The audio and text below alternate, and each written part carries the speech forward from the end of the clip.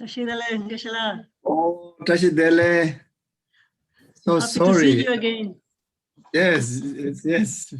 So sorry. I was somehow unable to go in. Okay, now we are here. Thank you, Gueshe, for coming with us today. The technical problem was in our side. We had two links, so we gave you maybe the wrong link. So thank you for your patience. Oh, it's okay. Thank you very Thank much. You. My friends told me to share with you that Moya is going to do the translation as always. And now we have the interpretation button there in the Zoom. So when if there is a moment of translation, you can choose the Spanish, but she's going to speak in English for you. So you can listen to her, okay? Because now she is on the translation system. Thank you. Thank you. So greetings to everyone. And yeah, welcome back to the session. We had one session before last week, and I'm very happy. Feel wonderful to be back with you all. And I think in your side might be in evening in Mexico. So I hope you had your dinner already. If not, hopefully soon. I will discipline myself to try to finish the session on time, if not earlier, okay? Yeah, so the FPMD Mexico coordinators and the center SPC's directors and all the practitioners, students, and anyone who's coming into this session, first time, whoever they may be, sending, I just would like to express my sincere greetings and regards. So, so we will start today's session in order to make our time be most beneficial, making sure that it become dharma, it become cause of the benefit, not just for yourself, but also to rest of the other sentient beings. In particularly, those who are experiencing in this period of time, the suffering of pain through pandemic around the world. So we dedicate, our good energy coming together for that cause, for this suffering, for the suffering beings to be free from any form of misfortune circumstances. Then not only that, in actual fact, as long as anyone, whether it's human, animals, bacteria, as long as their body or the mind, including in the formless realms, their body or the mind, under the influence or under the contamination of karma and delusion, then they are in the suffering. They are in samsara, which we usually in Buddhist term call the pervasive suffering. In our ordinary mind, what we regard, what we see, what we are able to witness very much the suffering of pain and suffering of change, but not really, the pervasive suffering. In order for us to understand and able to see through the pervasive suffering, then we need to have the lenses of the understanding of karma, understanding of the conventional and absolute reality of existence. So that way we can able to understand the condemnation of the delusion and karma. And as long as anything, not just physical body, but even the mind, it is under the influence of delusion and karma, then it is suffering, you see. So therefore it is samsara. So anyone who is under the samsara existence, they are object of our benefit. Whatever goodness that we get chance to do,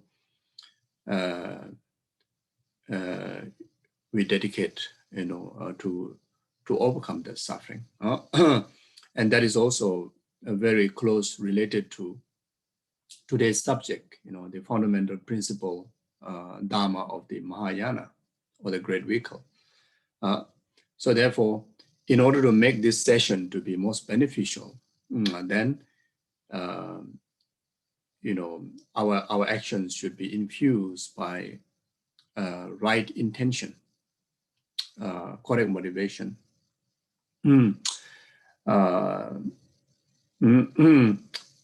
Nagarjunas and all the great masters and great masters of the past, like Lama Tsongkhapa, everyone, through their observation, through their research in the actual fact of karma, they found out that the karma very much defined by intention. The action very much defined by intention. Whether it's good action, bad action, negative action, positive action, dharma, non-dharma, very much defined by intention, our motivation.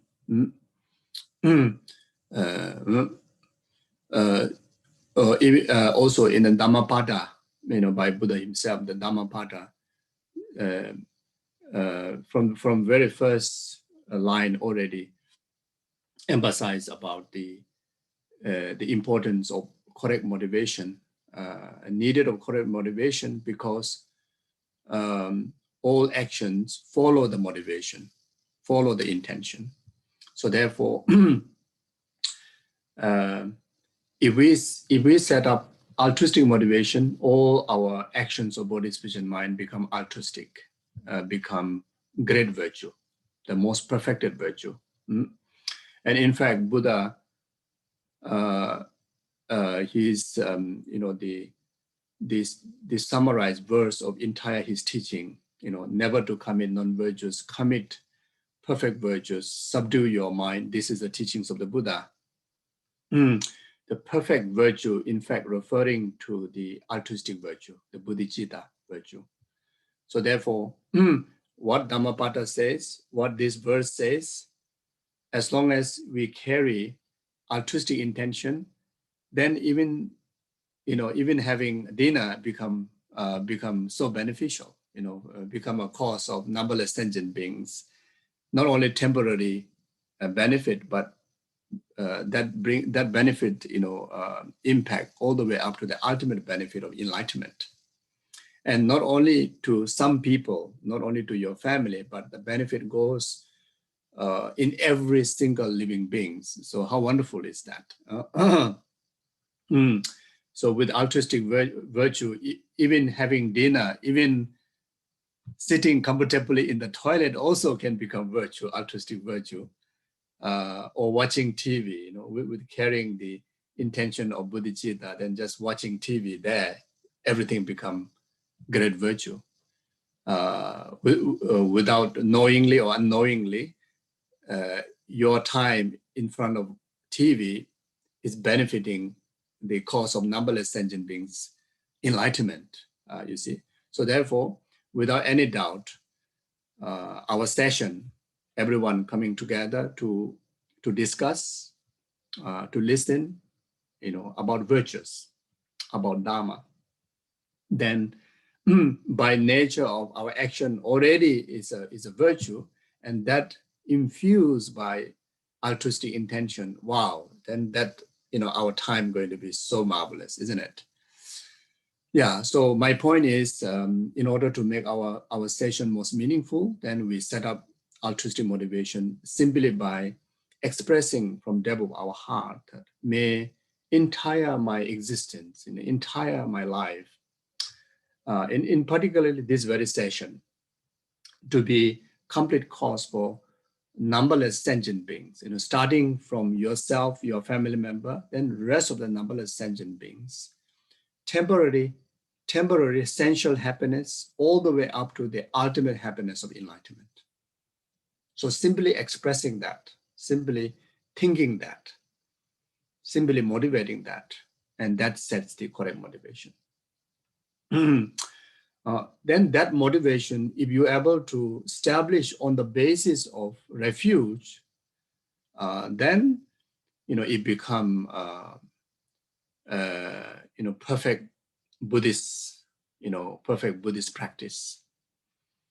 I believe that just being altruistic, not necessarily, I think, not necessarily to be Buddhist. What really defines whether you are Buddhist or not, or Buddhist practice or not, is very much defined by refuge, having refuge in Buddha, Dharma, Sangha. So there's a play of religious aspect. But when we talk about altruism, Bodichita, that doesn't really play the role of religion, the religious faith.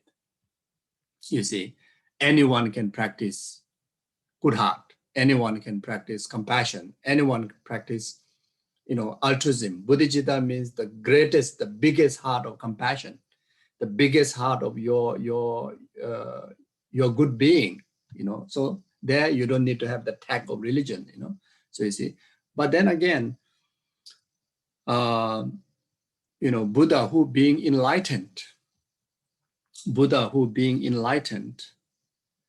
and he has discovered, unbelievable, perfect foundation to actualize what he have actualized. So if we want to follow his footsteps, then like very much like finding the correct school or correct teacher, then you learn the correct subject, what you want to pursue, what you want to achieve, isn't it? If you want to be an engineer, then you need to find a correct engineering teacher, you need to go to engineering college, etc. So now we admire the what Buddha have achieved, the so-called enlightenment, and the institution is very much like the Nalanda institution, the Buddhist, Buddha's institution, or the Dharma institution, and the teacher we want to follow is him, the Buddha, and the teaching is the Dharma. So therefore, just to making sure that we are kind of stay focused to achieve our goal of enlightenment, just like the Buddha, then we go for refuge in Buddha, Dharma, Sangha. So I'm sure many of you already have refuge, and those of you who don't have refuge, who haven't gone through the ceremonial aspect of taking refuge in Buddha, Dharma, Sangha, no worries. If in case anyone here, you have refuge in other religious figures, well done, go for it. And those of you who are not religious follower, just want to be a good human being, totally fine. So those of who have refuge, then just simply refresh in your awareness in the refuge in Guru, Buddha, Dhamma, Sangha. Then those of you who are not following other religious faith, then you just refresh that refuge. And those who are not, then those who are not religious follower, then simply refresh your will of being good human being. want to be the most beneficial human being. Okay, so take a moment to reflect on that. Then I will chant the refuge prayer and the 4 immeasurable thought in order to strengthen our altruistic intention.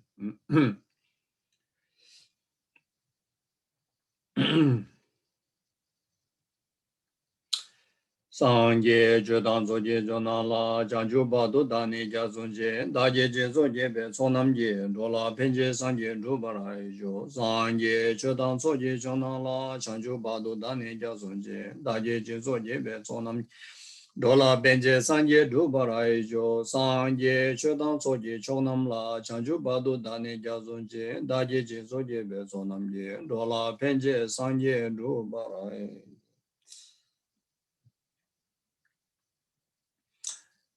This is salutation to Guru Shakyamuni Buddha. Gangi duze ne zone dawa damje bambejre dambeje ne denze be godam dela chase. And this is a salutation to our lineage gurus, like His Holiness the Dalai Lama. Tonye nyenje zondo jube lama zeje senjo kanje dende gun chana be mo tenzen yazo la sowa devzo da kyu chinje. Then the 4 immeasurable prayers, immeasurable of love, immeasurable of compassion, and immeasurable of equanimity. Semje damje dewada dewe judan dembra juje semje damje dunga da dunga je judan dawra juje semje damje dunga mebe dewada midawa juje semje damje nyire jada nyidan dawe tanyon la nebra juroje. Semje damje dewada dewe judan dembra juje semje damje dunga da dunga je judan dawra juje semje damje dunga mebe dewada midawa juje. Semje damje nyere chada nyidan dawe tanyon la nebra juroje semje damje dewada dewe judan dembra juje semje damje dunga da dunga je judan dawra juje. Semje damje dunga mebe dewada midawa juje semje damje nyere chada nyidan dawe tanyon la nebra juroje. So we can do the short mandala offering.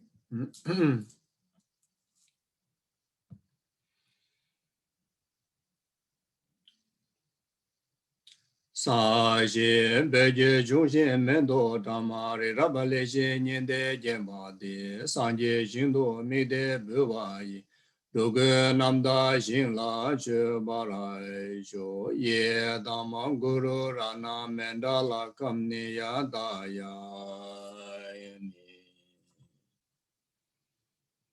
Okay, thank you very much.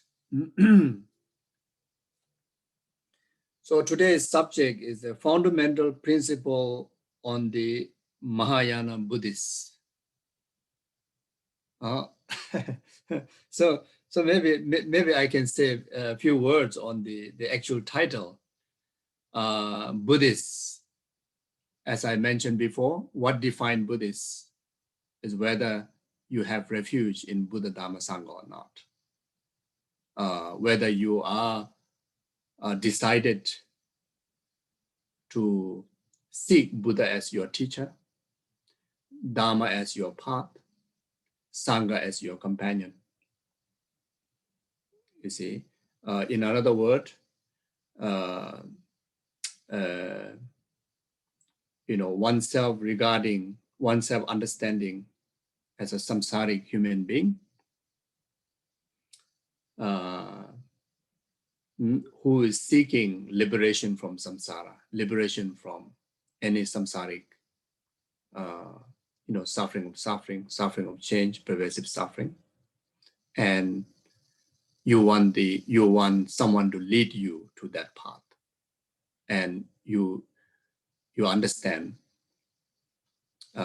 someone who gone to that state of liberation beyond the oceans of samsara only can able to lead you. Someone who is similar situation like yourself, who themselves not liberated yet, how they're going to liberate you. So understanding that, then you are taking Buddha as your teacher. Then, of course, in the world, there's so many knowledge, so many ways to solve, our day-to-day problems, our ups and downs.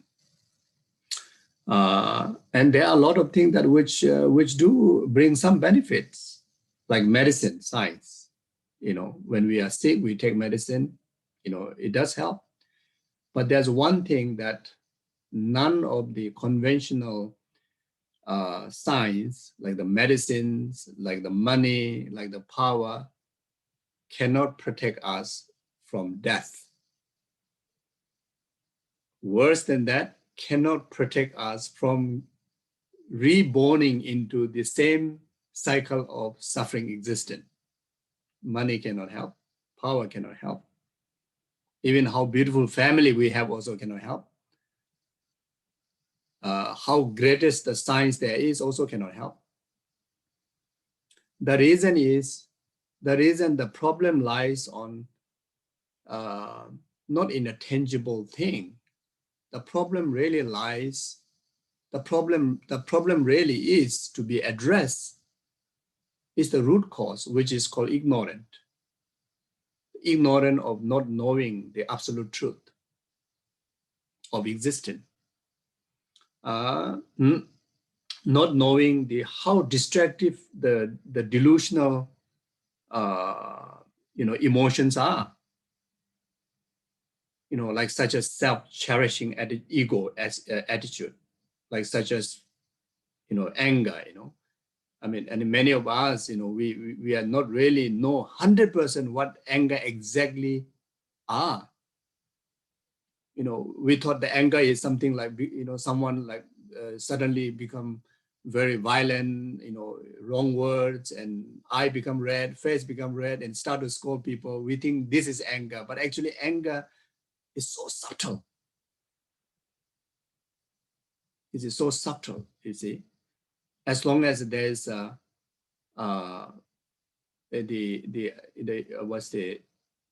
state of aversion, which is lacking of settledness, inner peace, even that, is a degree of anger. So, so you see, so fundamental, the reason that why, we continue to take rebirth in this cyclic, samsaric, suffering existence. Why we are unable to stop that? Because we are unable to stop the cause, which is the ignorant and delusions. So, what is the antidote? The antidote is the Dharma. So, what do you mean by Dharma? Dharma, the actual Dharma that, if you want to say in one word, is the wisdom of understanding absolute reality. The emptiness wisdom. The altruistic emptiness wisdom. When we understand that, then we start to see the true color of delusion and able to understand the true colors of ignorance. You see. So therefore, if we really want to be free from entire world of suffering, then we need to take the antidote of Dharma. So therefore, we go for refuge in the Dharma. Now the Sangha, what really the Sangha is, of course, when we discuss about refuge, there's a conventional refuge, ultimate refuge. Normally what we understand, Sangha means someone like monks and nuns. What really the Sangha is, someone who understand, if possible, someone who realize the emptiness wisdom, who has a clear knowledge. More than that, even the realization on the wisdom of understanding the absolute reality of emptiness. And these are called Sangha. The conventional Sanghas are someone who have a great wisdom in that, and who have a full conviction in the teachings of emptiness, and who train their life, on the basis of that Dharma. So if we stay close to this kind of people, if we stay close to someone who understands absolute reality, we get good influence. We get inspired.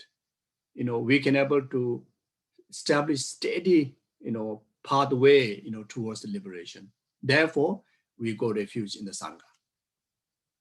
So if you want to interpret the example, Buddha Dhamma Sanghas are very much, what do you call the,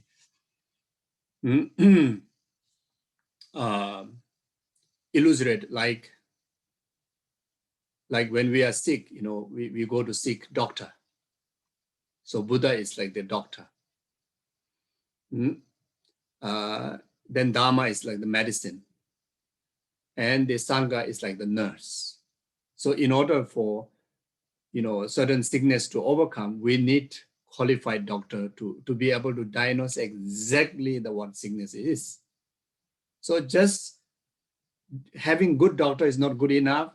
Need to prescribe correct medicine.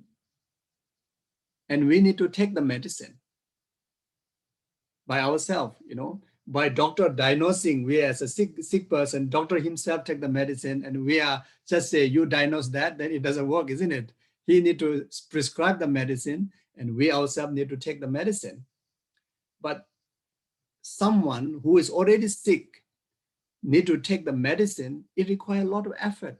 You need inspiration, you need reminder, you need someone to bring warm water, you need someone to remind you to take the medicine, isn't it? So the Sangha Sangha's role is exactly like the role of nurse, which is so important in our spiritual practice. So now, so on the basis of this understanding, then you submit, your spiritual journey under the total reliance and the guidance of Buddha Dhamma Sangha that define Buddhists. Of course, Buddhism, Buddhist teaching has element of religious element, scientific element, philosophical element, then way of life element. There are so many different elements. But the element of religion, following to someone who found this particular path, which is the Buddha, that if you follow that, then you become Buddhist. And if you don't follow that, you may be practicing Buddhist practice, but you may not be Buddhist. So Buddhist. So Mahayana now is a fundamental principle on the Mahayana Buddhist. So the Mahayana. So what defines Mahayana? Yana means vehicle, or yana means kind of like a school. Yana means,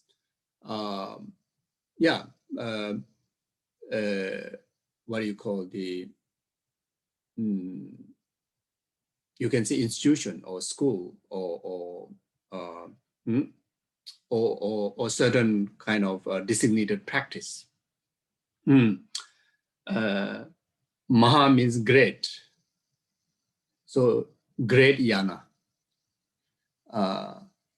So in Buddhism, there's two schools, or two vehicles called Mahayana and Hinayana vehicle. Or in another word, Theravadan vehicle and the Mahayana vehicle. Nowadays, His Holiness the Dalai Lama emphasized not to use Hinayana and Mahayana, because sometimes people do misunderstand kind of like lower vehicle and a great vehicle. It's like there's some people misinterpret, and he emphasized us to use the term the Pali follower of the Dharma and the Sanskrit follower of the Dharma. Sanskrit Dharma, a Sanskrit follower of the Dharma and Pali follower of the Dharma. So now, this Mahayana, okay, we can still use that, what really means Maha, that doesn't define by, again, tangible, external kind of, how rich you are, how many community that you have, how many numbers of followers you have in the world. It doesn't define by that. It very much defined by attitude alone. that's the first step. So how to know whether you are Mahayana or not Mahayana? If you have great compassion, if your intention is great compassion, if your practices are led by great compassion, that define you as the follower of the Mahayana school. This great compassion, the fully matured great compassion is called Bodichita, altruism. And not many people familiar with the term Bodichita. The term of compassion is universal, everybody knows, so either you can say great compassion or either you can say Bodichita. So someone whose main attitude of their virtue is great compassion or Bodichita, that define Maha. And you follow a certain school, let's say Buddhist school, then you become the follower of the Mahayanic Dharma, Mahayanic Buddhist teaching. Lama Tsongkhapa says, Tekchen Lamshi Shungshi Changju Sem, the Bodichita is the entry to the Mahayanic path. So what defines you as a Mahayana is whether you have Bodichita or not. So when we're talking about whether you have Bodichita or not, there are many degrees. Have a Bodichita, aspirational, Bodichita, someone who already developed in realization, meaning already become Bodhisattva. You see, so as long as you carry even the aspirational Bodhicitta and you practice the Dharma on the basis of that intention, your practices become Mahayanic practice, Mahayanic Dharma, you see. So like that. Even this, one of the greatest example of who are the Mahayanic practitioners, the Bodhisattvas are the Mahayanic practitioners. We hear a lot about arahats, Buddhas, Arya beings, Bodhisattvas. So among all these different terms, Bodhisattvas are the most clearest example of the Mahayanic practitioners. Because what defines Bodhisattva? Because of having the Bodhicitta mind. You see, so like that. So now the fundamental principle of the Dharma, fundamental principle, of course, there's so many, infinite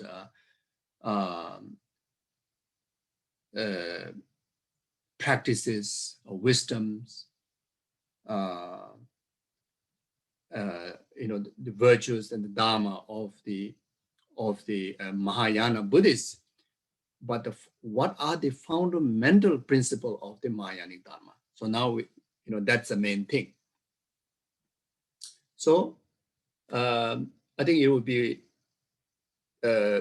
easier to, get to the point by dividing into three sections: the foundation, the main body practice, and the result, your ambition, what you want to achieve by becoming Mahayanic Buddhist. So once you become Mahayanic Buddhist, we already know how to become. So once your identity is a Mahayanic Buddhist, now how to develop the foundation for me to really qualify to be Mahayanic Buddhist?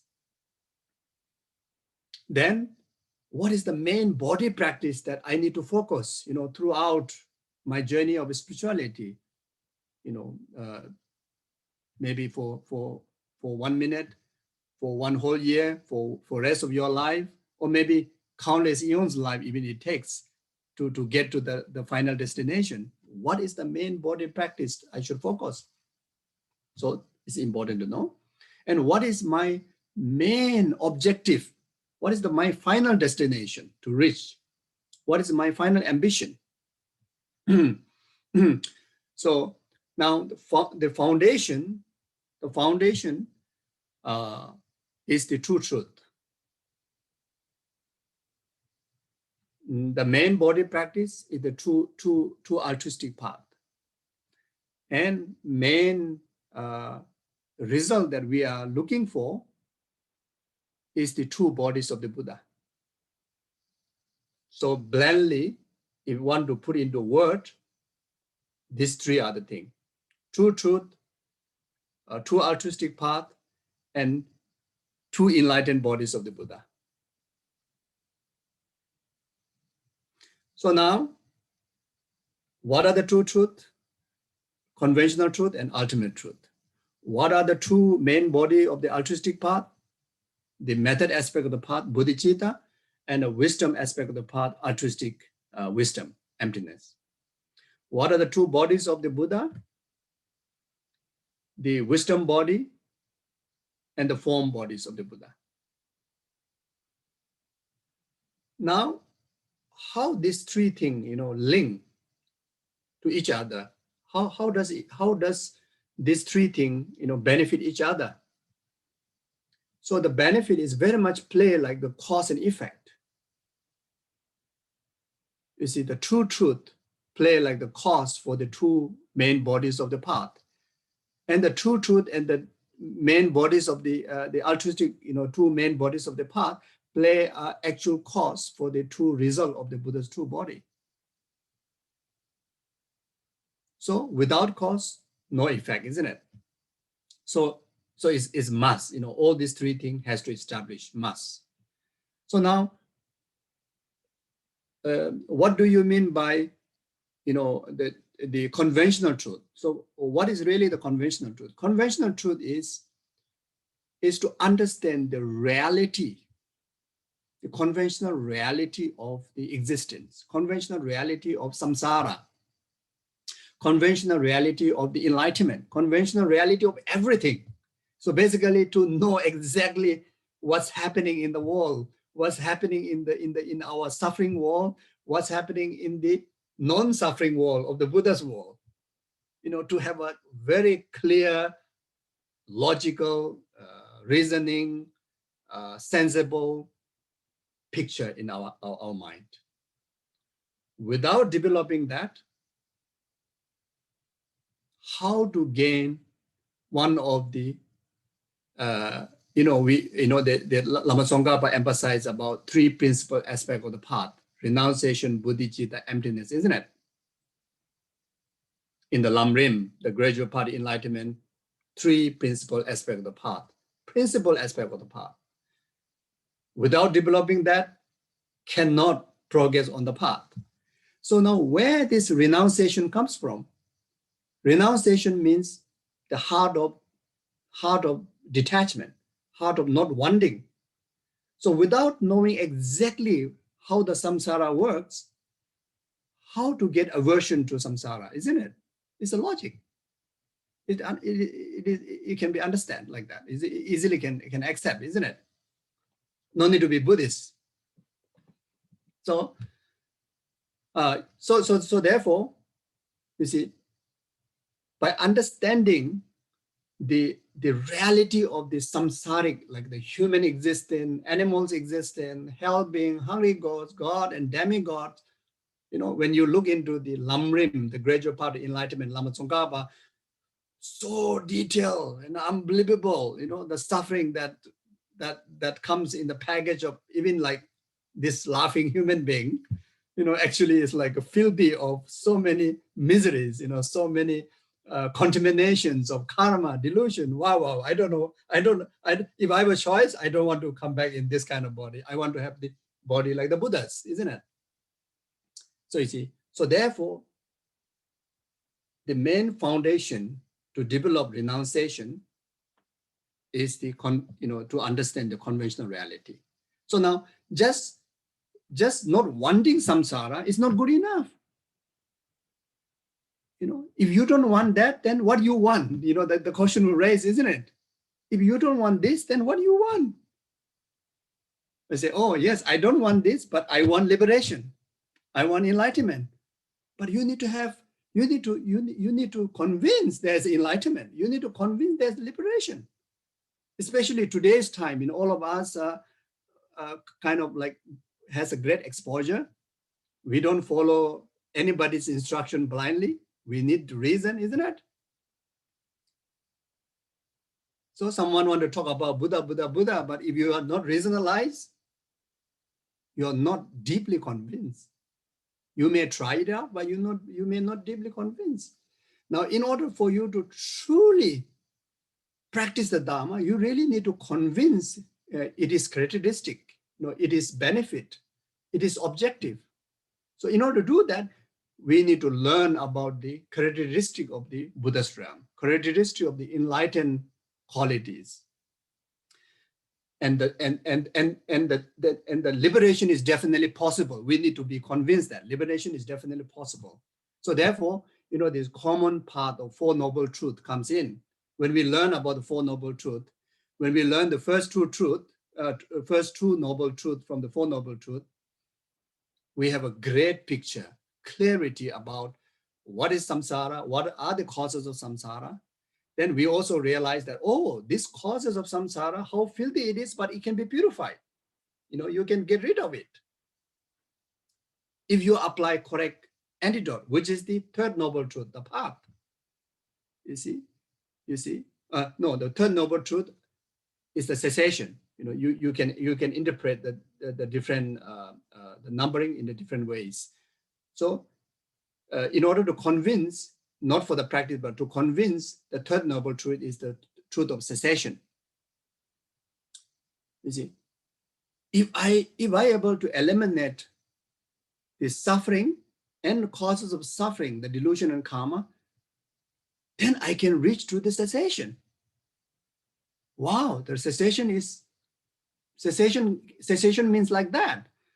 Now, how to go about it? Then it comes the fourth noble truth. If I apply the path, if I follow the path, then the cessation is delivered. You see, so now, even understanding about Four Noble Truths is understanding about the true truth. You see, so now, the benefit of understanding the true truth, you not only renounce the samsara, but you also gain full conviction that liberation is definitely can achieve. So that is the main reason why we need the foundation of understanding of true truth. Now the another, so this is more common, but specifically to the Mahayanic path, only through renunciation you can able to develop compassion, because compassion is the foundation, the fundamental foundation of the Mahayanic Dharma, not Mahayanic Dharma. To really go through the Mahayanic path, compassion is must. But where the compassion comes from, that also has a cause and reasoning. So compassion can only develop if you understand the suffering. If you don't understand suffering, how to develop compassion, isn't it? Compassion means, so what means compassion? Compassion means wanting yourself or others to be free from suffering and its causes. This is the definition of compassion. So now, if you don't understand compassion, how to develop the wanting of to be free from suffering? So you see, so therefore, by understanding conventional truth, you can develop compassion. Without understanding conventional truth, you cannot develop compassion. So that is the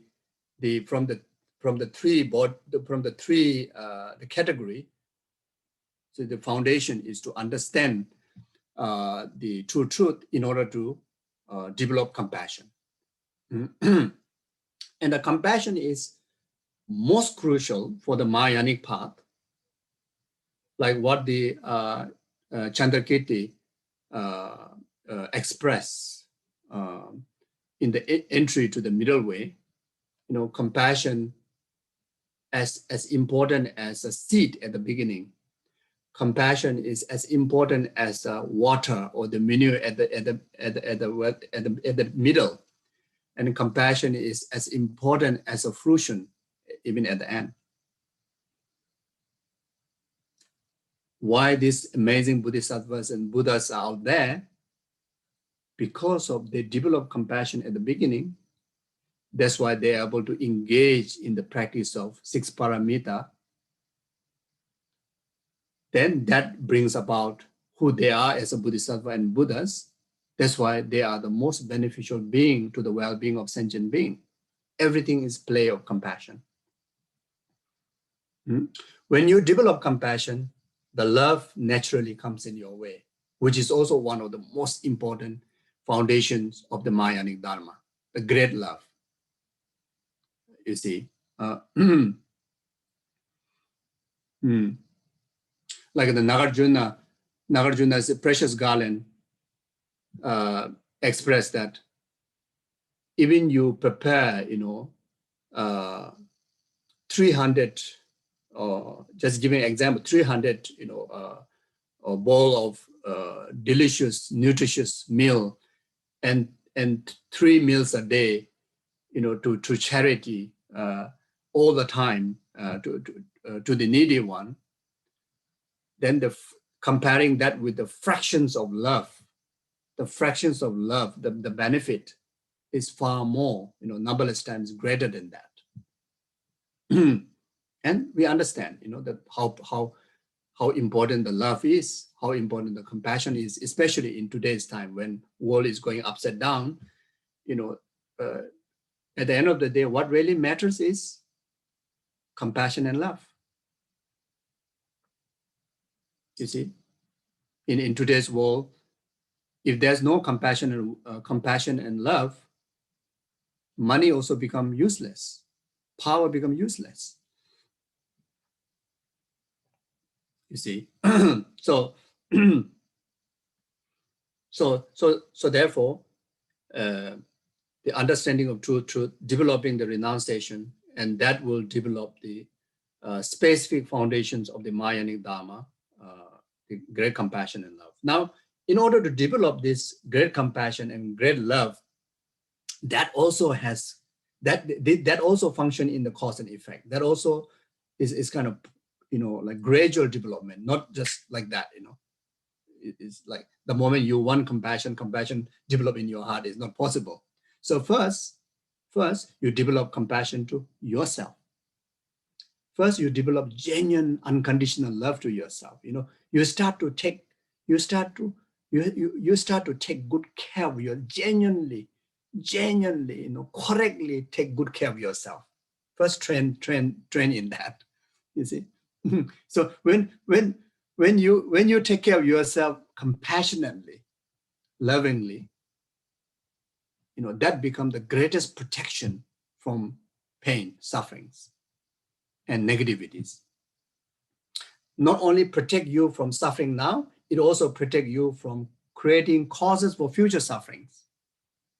Because you truly do not want yourself to suffer and encounter causes of suffering. And you truly want, when you express love to yourself, you want to be only happy and accumulate only causes for happiness.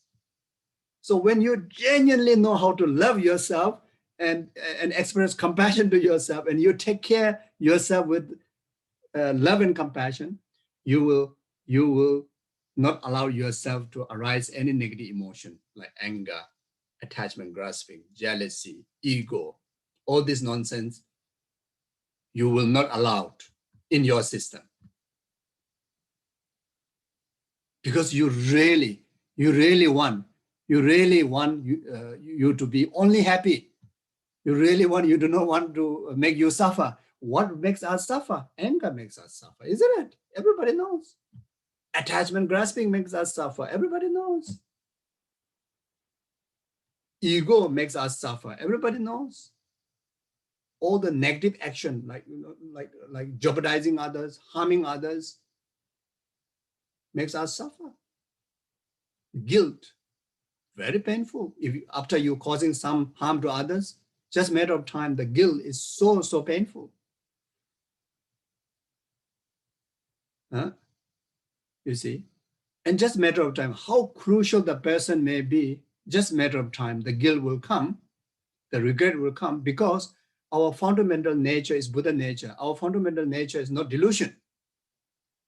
We are inborn, we are natural inborn with the nature of Buddha nature, not a delusional nature, you see. This is our real nature.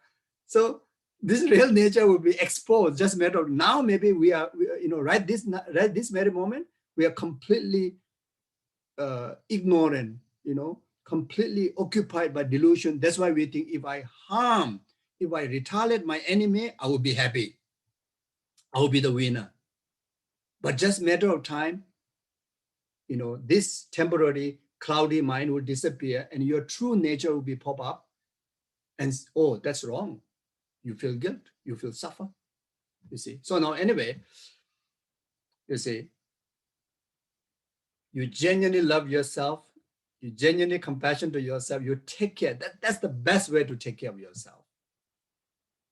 That's the most perfected way to take care of yourself. We think we love ourselves, but actually we do not know how to love ourselves. Many of us, we claim that the rest I don't know. It's not my family, it's not my friend, it's not my type, this and that. They say, I only know myself and I love myself.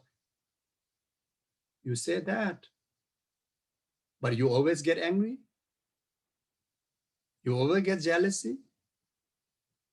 You always get depressed. So you only say empty word, say you love yourself. Actually, you don't love yourself. You say, I know how to take care of myself. Don't be busybody about my life. People will say, don't be busybody about my life. I know how to take care of myself. But you over there, like overwhelmed with anger and, all the negativities. You just empty words say, you know how to take care of yourself. Actually, you don't know how to take care of yourself. If you really know how to take care of yourself, then you know how to be compassionate to yourself, how to genuinely love yourself. Think about it. Really the point is that. You see, in our day-to-day, even me, monk, okay? Oh yeah, it's, everything about Dharma, but I depress, I get angry, I get attachment, I get jealousy, I get ego pride. I'm samsaric person, Same, we all have, you see. Maybe I have more than you. But then to protect not having this kind of negativities, not to make myself depressed, be negative, immediately, I think I refer to the teaching, Buddha's teaching, Buddha's teaching teach very detailed about the characteristic of attachment, how harmful it is. I think of the characteristic of anger, how harmful it is. Like Shantideva's Buddhist Avachara, just read this chapter 6. Oh, unbelievable. How can I get angry, Oh, no way. It's like magnifying, glasses, the Shantideva's Buddhist Avachara, chapter 6 is like magnifying glasses exactly to know exactly how the anger behaves, how anger harms you, how anger destroys you. You think of that. You say, no, I shouldn't get angry. No, because I care for myself, I shouldn't get angry. You see. Then we learn so much benefit, characteristic of love, compassion. Wow, just to hear the word is so yummy, isn't it? Just to hear the word, compassion, love, Who don't want to hear that? You see? Now, when you think of, the Buddha's teach almost everything about compassion, everything about love. 84,000 teaching, directly or indirectly, is all about emphasizing about the importance of love and compassion. This big name, Bodichita, omniscient Buddha, is all about compassion, making compassion greater, become Bodichita. Then that compassion become greater, become the Buddha's mind, omniscient compassion, omniscient altruism. At the end of the day, compassion. You see, wow. How can even for one moment, I do not cultivate compassion, because that instantly bring you happiness. That instantly protect, for yourself being suffering. You see? So, yeah, like that. So you see, so first we train ourselves, who do not love ourselves. And especially if you are interested in Mahayanic Dharma, you should love yourself even more than ever. Many Mahayanic teaching, just blandly deliver the word, say, you cherish all the numberless sentient beings' welfare. And many misunderstand that you delete yourself and you only think about others, That's not true. That's not true. Cherishing of all living beings' well-being, all living being means entire suffering sentient being. So I usually think like that. Unless you're already Buddha, then you don't need to think about yourself. If you're already Buddha, no worries, okay? You're out of the counting of sentient being. If you are still sentient being, if you delete yourself, your great compassion is not true great compassion. The characteristic is not there. Altruistic is not there. You see, the object of real altruism, object of great compassion, you cannot leave out even one single living being, one single sentient being. All the scriptures talks about that, and making sure that yourself included. And Lama Atisha, one of the greatest Mahayanic master, the example, who in fact is the one who composed the root text of entire Lamrim and the Lojong that we, the mind training teaching that we talked about, Lama Atisha. The deeds of the compassion should start from the nearest one. Who? You are the one the nearest to you. Then you expand to your surrounding people. Then you expand to the rest of the neighbors, the rest of the the humanity, the rest of the sentient being. That's how you develop. You see. So now, that compassion reaches out, not leaving even one person behind, one sentient being behind, one bacteria behind. Then that compassion becomes great compassion. And when we train that, first you train with the aspirational compassion, at least in the thinking. And that compassion gradually develop into also delivering action. You see, so when this compassion is mature, both in intention and action, then this maturity becomes Bodichita, or great altruism. But that's not the final. That continue to be trained, again, both in intention and in action. Then that will gradually deliver the ultimate, the omniscient, the attitude of the Buddha. You see, so like that. So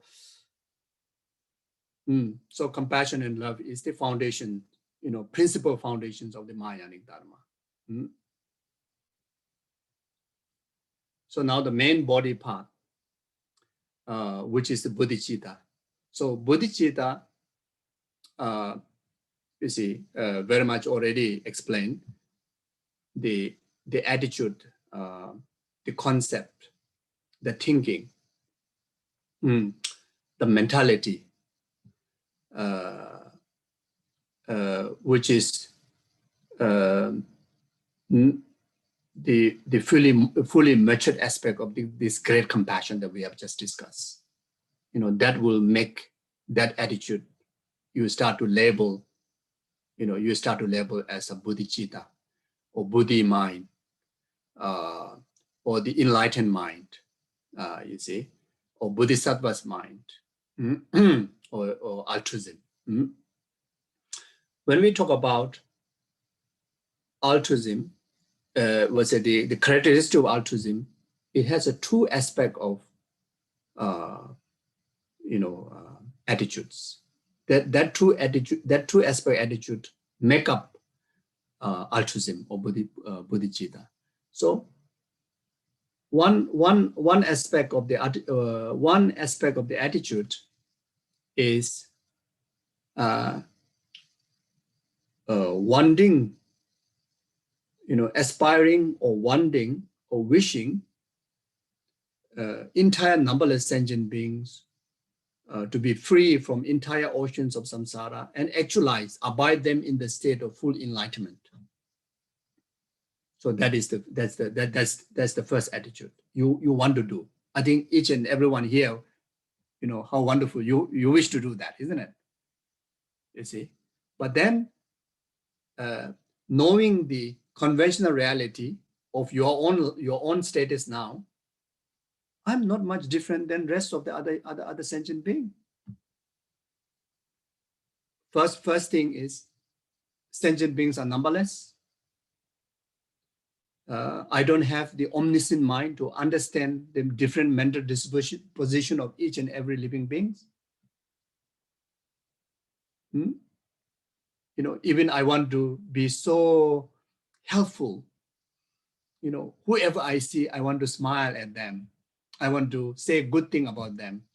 But because of not knowing exactly their mental disposition, sometimes you smile at them, they will be upset about you. Sometimes you want to give a hand, there's a busy body, what you're trying to do. You think I'm weak? You think you think I'm disabled? People be offended nowadays, Is it? And if you see someone is like a bit hungry and bit needy, and you just want to share your bowl of rice with them, you think I'm poor? You think I'm beggar? Just giving these few examples. Where this limitation comes from, because of not knowing the different beings' mental disposition. You see, so therefore, like His Holiness rightly says all the time, and that is basis on how Buddha would think, like those different religious followers, His Holiness never say you follow Buddhist path. If you really want to be liberated, you all should convert into Buddhist path. He never said that, isn't it? Even people express, are you sure you really want? Okay, but otherwise, if you are Christian, just be Christian, no problem. But you can still practice Buddhist principle. No problem. In order to practice Buddha Dharma, you don't really have to be. But if you wish, welcome, and there are a lot of benefit too, you see. So Buddha would think the same way. The Buddha would say the same way, you see. Not everybody suits this most profound wisdom of emptiness. Even in Buddhist practitioner, not everybody suits the practice of Bodichita. That's why there's a Hinayana, Mahayana, this yana, that yana. Where this division comes from, even with Buddhist practitioner. Some only look for self-liberation. They are perfect Buddhist practitioner because of different mental disposition. Why there's a four school of Buddhist philosophy? Why Buddha revealed that? Because of mental disposition. Why Buddha directly go to the actual point, the emptiness of the Pasangika Madhyamika, or how Nagarjuna would have practiced, what exactly Buddha's intention is, why he need to go through the long, so many different presentation of philosophy. But because these are all play of skillful means, because of Buddha understand the different mental disposition. So if we really want to help others effectively, then we need to have the omniscient. So becoming Buddha is the best way. Becoming Buddha is the best way for you to be most effective to benefit sentient beings, and accordingly. So now, second attitude. For the benefit of numberless sentient beings' enlightenment, may I become Buddha. May I, now I, first, before it's rest of the other. Now, for that purpose, may I become Buddha. So this true attitude. Make up called Bodichita. So this is based on the philosophical, specific presentation of the definition of what Bodichita really is. Then, you should define in this way. So now, so this Bodichita is the main body. So you see all the effort from very beginning, from the day one that you start to be a good person. You want to be a better person. You're already a good person, but you want to be even better person. Okay. So from the day one, and you start to love, perfectly to yourself. It's already starting, already developing all the conditions and causes to reach to have the main body practice of the altruism, the Bodichita, meaning always thinking about want to liberate numberless sentient beings in the state of full enlightenment. And you are working day and night, at least in attitude, at least, training your mind to be able to do so, which means that you are progressing on the stage of the path to enlightenment for that purpose, you see. So by doing so will make you to develop the main body practice of the Mahayanic Dharma, which is Bodichita, and continuing to enhance this true attitude, both in intention as well as in action, will deliver to become Buddha, and eventually, that you'll be the most beneficial cause of numberless sentient beings' enlightenment. So now there are a few technical kind of practices. If we are really serious about it, if we're really serious about Bodichita or Mahayanic Dharma, then Nagarjuna, Shantideva, or then the Paramita teachings of the Buddha, emphasize the importance of taking commitment. Not just I want, but okay, now you really committed to deliver what you want. So this is called the taking the aspirational Bodhisattva precept, Bodhisattva vows. So that is the first move to be sure that you are so committed. Then after training some time, then you move to the next technical point, which is to take the precept or the vow of the engaging Bodhisattva vows. In fact, recently, His Holiness Dalai Lama, almost most of the teaching events online that he's already giving these precepts. He regards so important, with very simple, the ritual is very simple, the prayer is very simple, and sometimes His Holiness not even chant those, the prayer. He just let us know exactly how to think and ask us to commit. So he's in fact giving very loose way, make so easy to everybody. If you are ready to take just the aspirational one, you take it. If you want to take both, you also can take it within that few, the ending sessions of His Holiness Dalai Lama's teachings, And not only that, you can also take by yourself. You can take, if you have Buddha and Bodhisattva's images and regard them as actual living Buddha and Bodhisattvas, then you kneel down, you take the refuge first, you refresh if you already have refuge. Then after that, you kneel down, you put your right knee on the floor, left knee up like that, then put the two palms together like this, like that. Then for the benefit of numberless sentient beings, enlightenment, may I too become, achieve in full enlightenment. For that purpose, I'm committing myself to, cultivate the aspirational or Bodichita, altruistic or the Bodichita aspirational precepts of the vow. So just about commitment, that's it. Then from there, what is the homework? Try your very best. No worries. Sometimes you may forget, no worries, but try your very best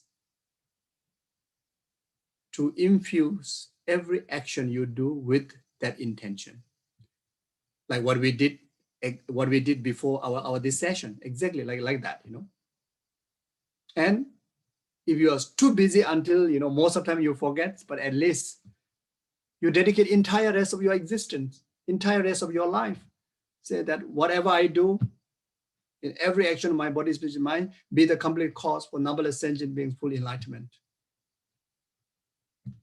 At least remembering. So you train your mind like that. Eventually, it becomes like part of you. It becomes like part of you. Like, you know, even when before you eat, you know, we pray, isn't it? Before you eat, you think of sentient beings' well-being. You go to toilet, you think of sentient beings' well-being. You do gardening, you think of sentient beings' well-being. When you practice Dharma, you think of sentient beings' well-being. Basically, you are always about thinking of sentient beings' well-being. So that is, you are practicing, you know, what you're committed.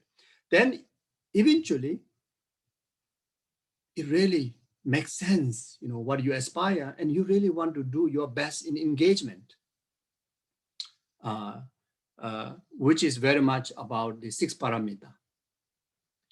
Practice of morality, practice of generosity, practice of patience, practice of joyous effort, practice of concentration, and practice of wisdom. So these are the 6 paramita. These are the main body practice of the Mahayanic Dharma. So basically, these six practices are it's like the hands, it's like the limbs, the organs and the limbs of the altruism of Bodichita, or the main body of the Mahayanic Dharma. So we say, okay, yes, I can think of Bodichita, okay, but if I want to engage in the Bodichita's action, or Bodichita in action, how to define that? They say 6 paramitas, 6 perfections, the practice of 6 perfections. You know, in the name of the numberless sentient beings' enlightenment, you do charity. So you see, again, charity starts from you. Every day we need to eat, we need to drink. You see how many liters of water we're doing, how many food that we eat, you know, how many hours we sleep, you know, you see, we give so much time for ourselves, you know, like, you know, you buy so many dresses, isn't it? If you don't agree with me, check in your wardrobe. I think more than 10 pieces, which is a lot in your wardrobe. Your dresses, more than 10 pieces, more than 10 shoes for many of you, more than 10 shoes, isn't it? And you will not stop buying it. You know, your jewelry as well. There will be many colors, you know, many shapes, you know. You see? Okay. So for the benefit of numberless sentient beings, full enlightenment, okay, I buy the shoes, I buy the cloth, I buy the jewelry. For the benefit of numberless sentient beings, enlightenment, I wear the jewelries. You wear nice. For the benefit of numberless sentient beings, enlightenment, I make up. For the benefit of numberless sentient beings, I shave my hair. That's it. Everything turned into a practice of generosity. And you dedicate the merit, that joy, that privilege to the well-being of numberless sentient beings. You see, morality. For the benefit of numberless sentient beings, today I'm going to do gardening. I want to make sure I don't crush the germs there, the worms, you know. I will make sure, you know, I will dig the soil, but I will make sure, you know, if I see anything, not carelessly, you know. I care for my flower, but I don't care for that worm, not like that. You know? I'm going to be mindful. What means morality? Morality means mind of reframing from causing harm to others. So you always reframe, be mindful, you know. When you walk into shopping mall, I will be mindful. I try to, you know, I try to not simply knock people, you know, not simply just talk loud, you know, like, you know, you just be mindful of people's well-being, you see. So simple things, okay. What we do most of the time, we want to do very big thing, but all the basic, simple day-to-day life thing we forget until our day become empty. You see, so like that. Then patience. Wow, we need so much patience to yourself. the time, the job, the money, the relationship with the family members. Wow. Especially in today's time, in this pandemic period, many people are locked up in the same house with your father, mother, your children. Wow. The patient is ever needed, more than ever needed. So in the name of numberless sentient beings, we chant numberless sentient beings, but you are unable to be patient with your spouse. You are unable to be patient with your children. Just mouth. We're not into it, isn't it? So now, since we take the sweetest commitment, then we train ourselves to be patient about yourself, But okay, saying is easy, but how really to be patient? Even about this pandemic, many people become impatient. So when you understand the nature of impermanent means everything going to change. So you say, okay, I just have to be careful. So just a matter of time, and this will come over, So there's no benefit, like what Shantideva says, if things can be changed, what's the point of worrying? If things can't change, what's the use of worrying? This is so beneficial. I used this morning. I just used this quotation this morning. This morning, there's something is not going my way, then, my emotions start to shaken.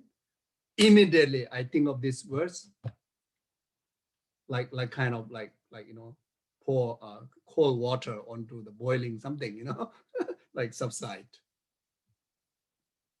So, more than ever need to be patient, you see, in the name of numberless sentient beings' well-being, you see. Then, joyous effort. Whatever problem that we are going through individually or in the world is a karmic consequences, isn't it? It's humans' action. Even the science says, like global warming and how many natural disasters we have to experience. Even the science says, not Dharma, even the science says it's a human's action. More than as a Buddhist, wow, definitely is a result of our actions, individual and collective actions. And more than that for Mahayanic Dharma, then whatever we do, we care for rest of the other sentient beings. You see? So therefore, then put full joyous effort in contributing as many virtues as possible by dedicating our body, speech, and mind in virtues, in Dharma practices. Then reframing, joyous effort in reframing, as much as possible, limiting, the action of harm to anyone else, including yourself.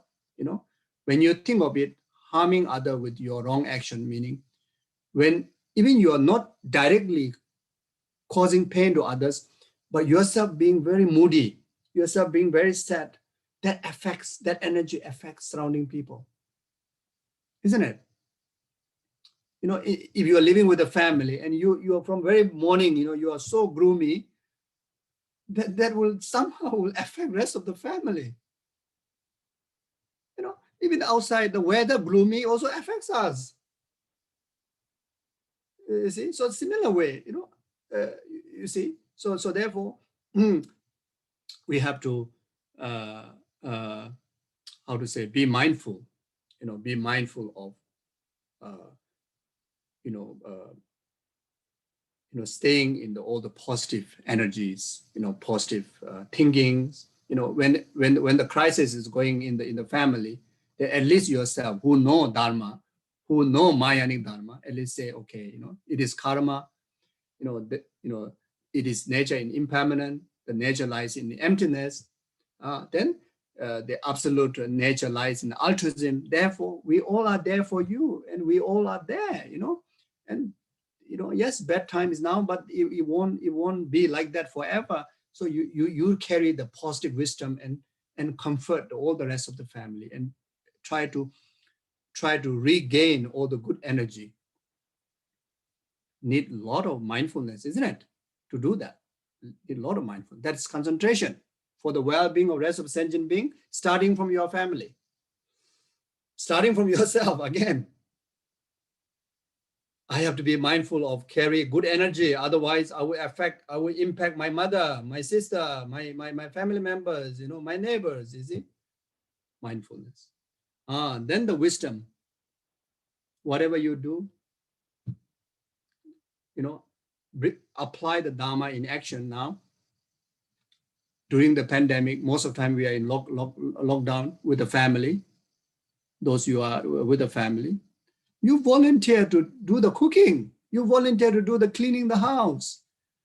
You see, selflessly. It's not like again I need to clean, again I need to cook. Not like that. You clean as a workout. You don't need to go to gym. You can use that time to clean your house for your mother, for your children. Everybody will mess up the house. Then you clean up again and again, joyfully, with a joyful effort. And selflessly, most importantly, selflessly. Okay, here, the wisdom, number 6, selflessly. The moment we talk about selflessly, we immediately have to understand the interdependent coexistence. Like exactly what Lama Tsongkhapa said in the 3 principal aspects of the path. The emptiness, until that you understand the meaning of emptiness in interdependent existence, that you will not understand the exact meaning of emptiness, isn't it? Now we need to apply in action, not just in theory. So now, when I say selflessly, go and clean your house, clean your family, selflessly be the cook, selflessly be the cook. Selflessly be the one that maybe become like clown. When everybody is moody, you just bring some laughter, whatever you can, by understanding my happiness dependent on each and every one of my family's happiness, and definitely the happiness of the rest of my family also can contribute by me. So this is understandable, isn't it? This is common sense. You see, we usually talk about interdependent existence, emptiness. Wow, it's frightening, But actually, it's about common sense. It's the real thing. So therefore, my family in Nepal, there's a lot of elderly, and also a lot of children, and it's quite a big number of people. And sometimes they be moody about each other. Sometimes why I need to cook, why I need to clean, or why this and that. So I always remind them about this teaching. And when I get opportunity to be among them, I become the toilet cleaner. After 1 year or 2 years later, that I go back home, I go back my monastery, where my Lama's house. From that night, I put my time in the toilet, cleaning toilet. And we know, how filthy the toilets in the Nepals are. Most of the toilets. You see? And I do that job with. Of course, the rest of the other family, and my lamas and anyone sangha there, they feel uncomfortable. They feel uncomfortable. Now they know my habit. So before I go there, they already put few weeks of effort to clean up, so that I will not clean. But sometimes I go there without letting them know, like spot check. You see? But my spot check is not to scold them, directly myself become the cleaner. You see, so sometimes I wait until everybody go to bed, then I go into toilet and I start to brush, I start to clean. And sometimes the stains are so harsh that it takes many hours. You see, but so much joyfulness. You see, you can do more than that. I'm just giving a toilet cleaning example only. I can do that much only. You can do much bigger job than me. But I take the opportunity to apply this 6 parameter into action, because Because I don't have enough merit to clean whole world's toilet, isn't it? I don't have enough merit. Even I wish also I have not enough merit to do that. Maybe when I become Buddha, maybe I may have, but not now, you know. But now my karmic affinited, this life karmic affinited, my family or my lamas or my student, you know, most of the time I clean my student's toilet, you know, and that's the most embarrassing for them. You know, when I go to monastery, I clean my students' toilet. You know, they accumulate the dirt for 1 year, and I go back for 1 week to clean toilet. So sometimes that becomes the best lesson for them. But then, like, wow, you know, so much fulfillment. You know? And most importantly, do selflessly. You know, there's an element, you know, like a masala, you know, masala. There's an element of selflessness, element of understanding or dependent coexistence, you know, the element of mindfulness, element of joyous effort, element of patience, you know, element of generosity, you know, element of morality, everything there. So fulfilling like that, you see. So, so what makes Bodichita to grow? By engaging in the practice of 6 paramita. So 6 paramita is the one, the practice of 6 paramita is the one that Bodichita attitude, you know, becomes stronger and travel through 5 paths and the 10 bhumis. No need to worry about these technical things. You know, just giving some imprint. No need to worry about that. Just remember 6 paramita. Love, compassion, bodhicitta. Then without any, even you do not want also, these 2 results that I talk about, Buddha's true body, will be achieved. This is our objective. What's the big deal to achieve these 2 bodies of the Buddha?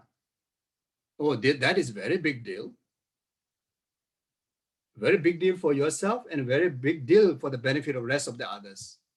So Buddha's form body is the ultimate tool of the benefit for the rest of the numberless sentient being. That's why it is so important for us to achieve. So when we talk about Buddha's form body, there are 2. Buddha's Sambhogakaya body, Buddha's Nirmanakaya body. We all know Shakyamuni Buddha, the historical Buddha, how much it benefited us. Whatever Dhamma we are discussing, because of his kindness, isn't it? He revealed the Dhamma, that's why we have this wisdom to talk about. If this Gautama Siddhartha, in previous lifetime, that he didn't put effort to achieve Buddha's form body, which is his body is called the Nirvana body, he cannot communicate with us. There are so many Buddhas out there. You know, some Buddhas, they manifest in the Sambhogakaya body, body, and that only be accessible to Arya beings due to the conditional causes of merit. But the Nirvanakaya body of the Buddha can communicate with we ordinary people like us. Then more than that, the Nirmanakaya body form of the Buddha, who appear in the Guru's form, like our spiritual Gurus, who appear exactly like how the body look like us, emotion like us, but they can communicate directly to us. Like our present Gurus. These are the Buddha's Nirmanakaya form of the Buddha, you see. So that's how that you liberate sentient being. You know, the ultimate way to liberate sentient being is by revealing the Dhamma, isn't it? Nothing more than that, isn't it? Like Buddha himself say, I cannot take away sentient being's sin, like taking away the thorn. I cannot transfer my energy or my realization onto the sentient being.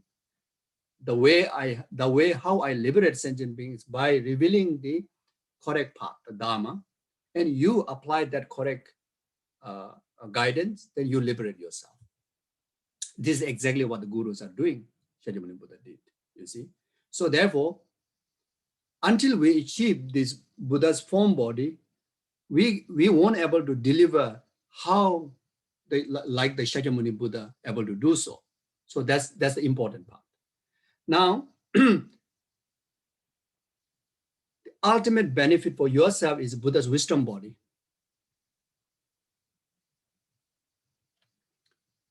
how do we achieve, okay, I think before going to that, I just want to complete. How do we achieve Buddha's form body? Buddha's form body is a result of the Bodichita. You see, from the true truth, conventional truth, deliver great compassion deliver Bodichita. Bodichita will result Buddha's form body. Now the Buddha's wisdom body is a result of emptiness. Wisdom of emptiness. Where the wisdom of emptiness comes from, the understanding of the ultimate truth, from the true truth, ultimate truth. Now, by purifying the obscuration to the omniscient, by purifying all the ignorant, then you achieve Buddha's omniscient, that which manifests into the Buddha's activities of the form body. Now, purifying the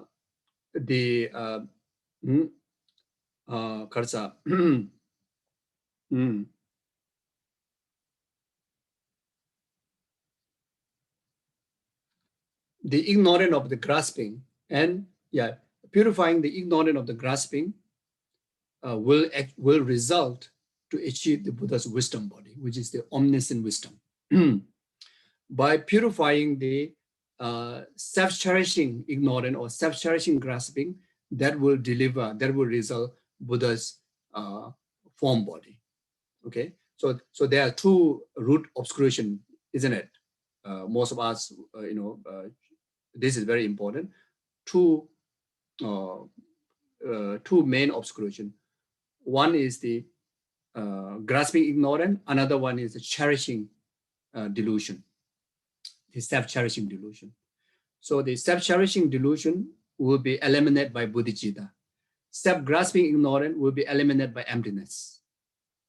So because of eliminating the self-grasping by emptiness, that will make yourself to actualize Buddha's wisdom body, which is the ultimate benefit for yourself. That means the greatest liberation.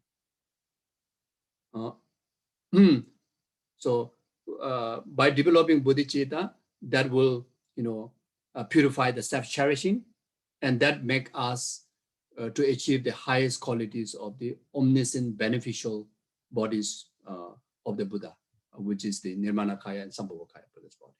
So like that. Okay, I think I better stop here. You think some rough picture? That you got some rough picture? Okay, so if not too late for you, if you have any questions, you welcome any question. But if it's getting a bit late for you, then we can stop here. So Olivia and Carla, you can decide for me. Si alguien tiene alguna pregunta, hay una manita abajo de los controles, pueden levantarla y les vamos dando el orden. Ok, la primera persona es Lenny y Javier. Adelante, pueden encender su micrófono. Lenny and Javier are the first ones. Buenas noches. Buenas noches. Muchísimas gracias por estas enseñanzas que nos ha empezado a compartir desde hace 15 días y que espero que podamos reunirnos muchas veces más. Mi pregunta es la siguiente. ¿Cómo es posible que el odio se encuentre en el corazón de las personas y cuál es la posición budista delante de esto?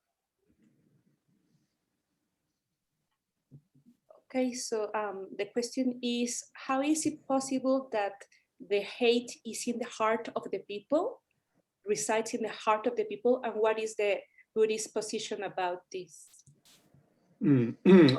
That's a very great question. And in Buddhist position is in a very practical way is letting go, forgiveness, which usually in our common understanding would apply, forgiveness. Now, forgiveness is not something that acknowledging others' harm, others' faults are not faults and not harm. Forgiveness is very much releasing yourself from the chain of misery, chain of the suffering that comes in relation to the aversion that you have to the harm givers. You see, so at least, as I mentioned before, compassion starts from you. So in the name of compassion, you must let go, because you are the one that who is hurting the most. Then you see, so you let go, you forgive. You see, so if you want to expand slightly more elaborate, then this forgiveness can also can be interpreted into the practice of selflessness. When you reflect on the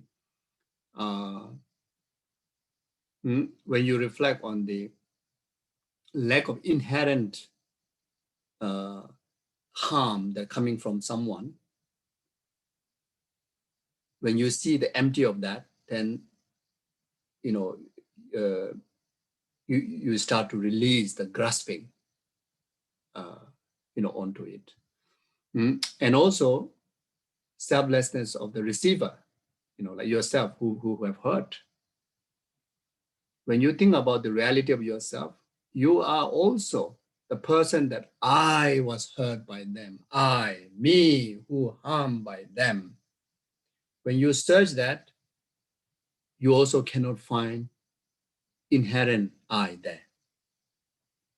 So since there's no inherent I there, how the I can get hurt? That's one thing. Another thing is now the interdependent, the other side of the emptiness thinking. Whatever harm that I receive, since the nature is lack of inherent existence, everything exists interdependently, isn't it? Cause and effect.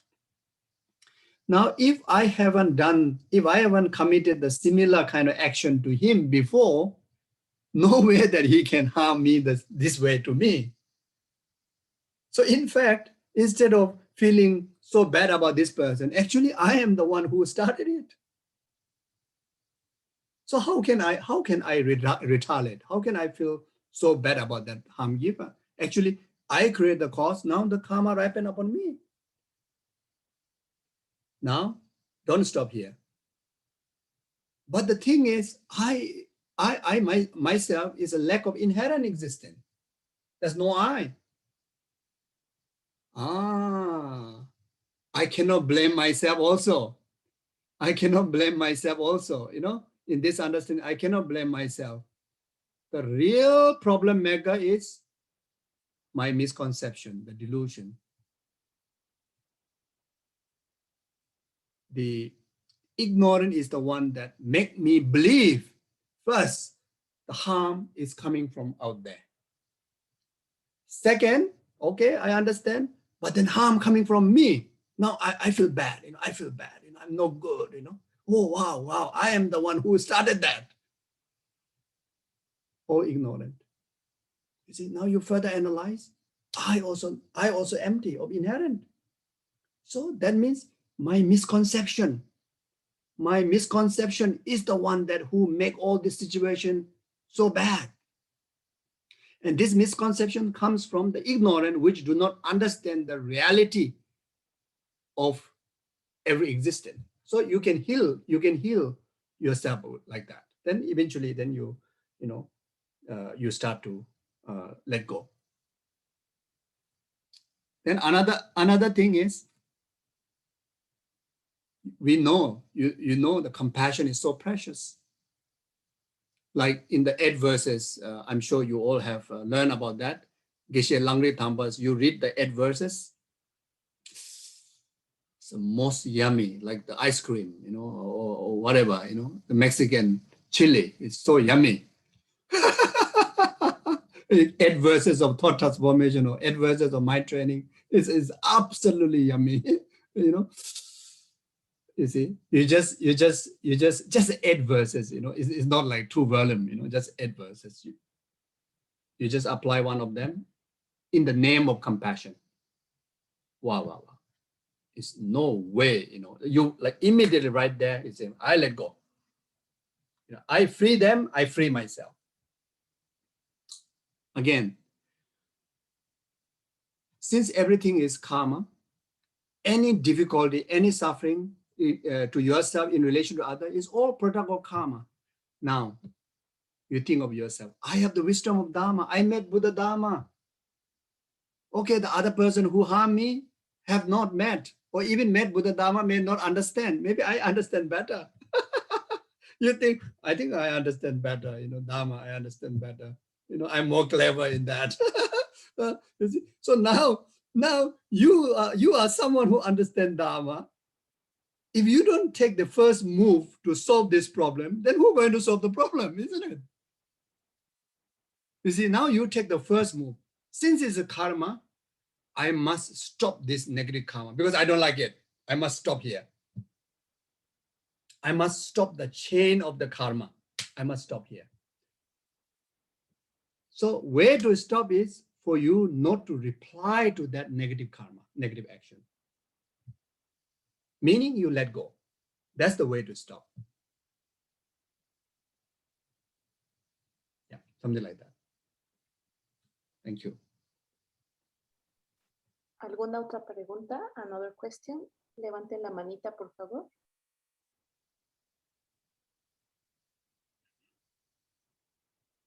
O si no saben dónde está la manita, solo enciendan su micrófono, no hay ningún problema.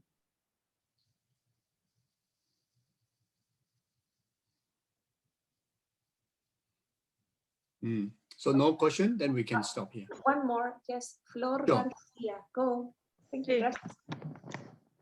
Gracias. Mi pregunta, sí.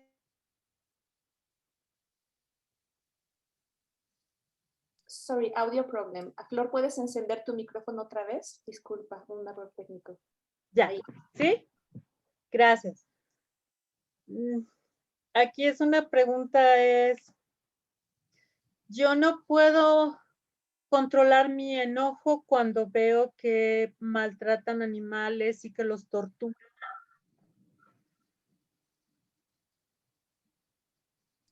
Okay, so the question is, I cannot control my anger when I see others harming animals.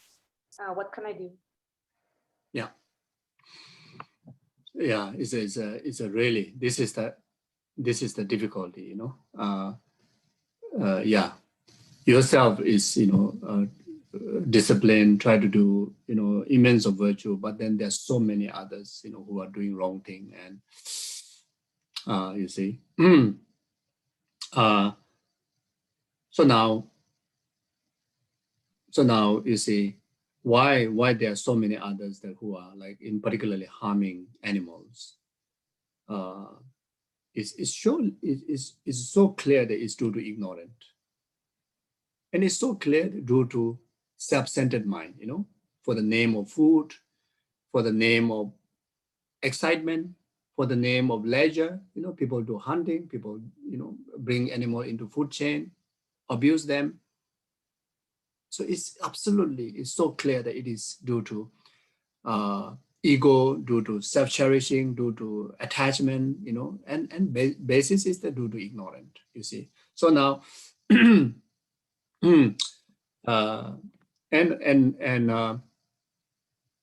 also difficult to change these people's mind,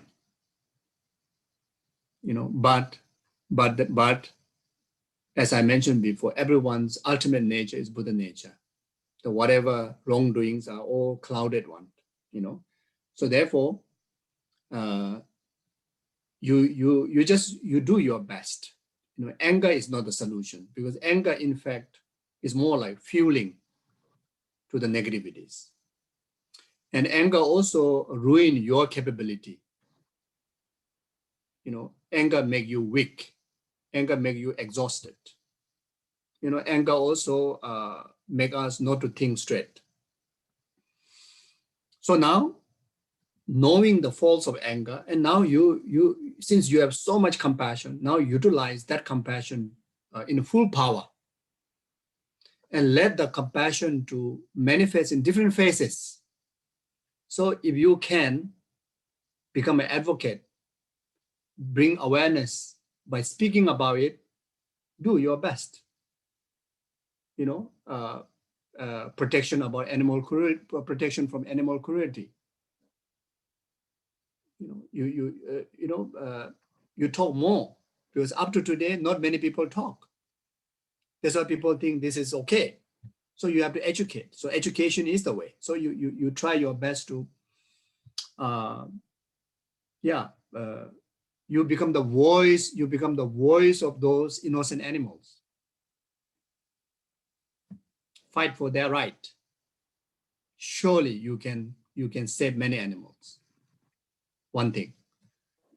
Physically, you try to avoid carrying animal bags, wearing animal skins. You see, even in Tibet, in the past, due to ignorance, even though they know Dharma, but they call Buddhist, but they didn't learn exact Dharma. There are many who wear animal skins, everything about animal. Then His Holiness for a long time ago said, no more wearing animal skins. All stop. He used his compassion to use the voice. Then yourself, of course, try your best to be the example. What you eat and what you wear. Then, of course, fundamental reason is their negative emotions and the karma they have.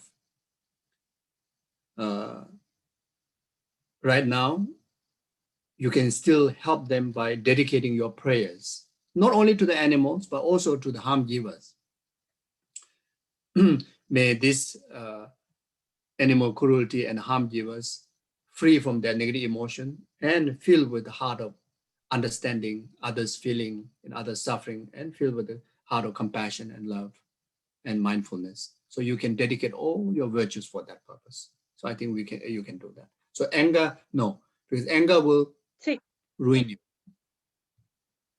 Thank you. Thank you. Gracias. Okay. One more, Gueshe? Sure. Okay. ¿Alguien más? Sería la última. Ya estamos casi cerca de la hora. ¿Algún micrófono abierto, manita levantada? Aprovechen.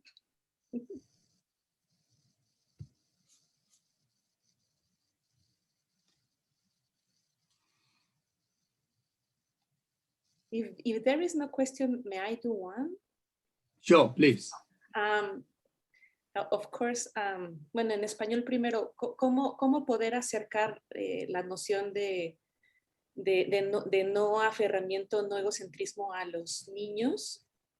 Principalmente, I was wondering while listening to you, how to share this non-self-cherishing thought and the relation with, of course, emptiness is too much, but for kids, for small kids, that they have this beautiful heart, but sometimes the ego grasping is very strong. So how can we share with them in an easy and happy and joyful way that attitude? Okay. Many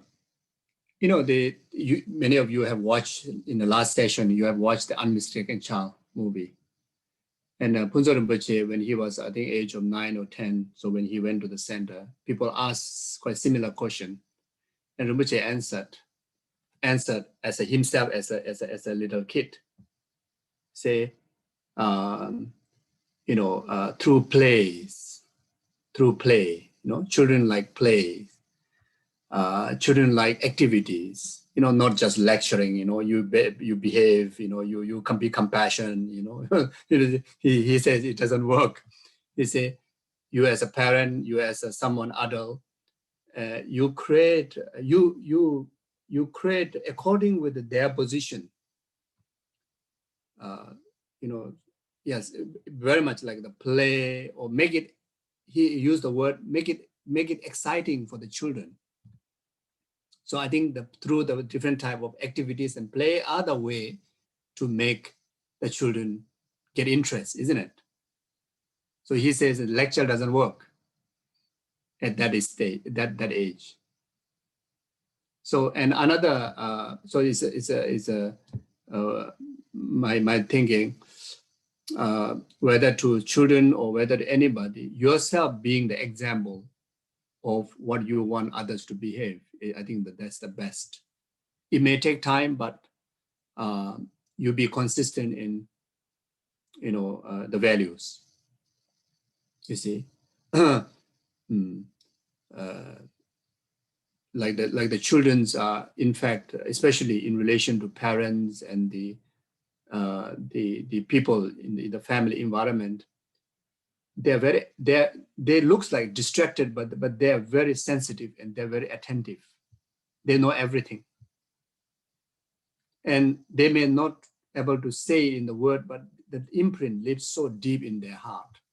So parent always talk nicely, always be lovingly, if you really need to fight, you go and fight somewhere in the jungle, but not around the children,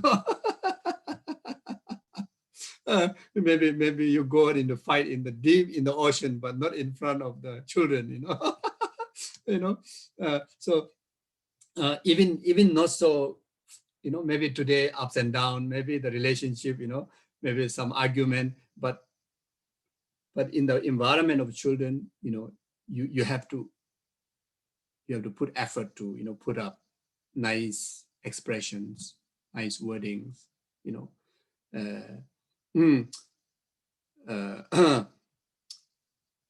see.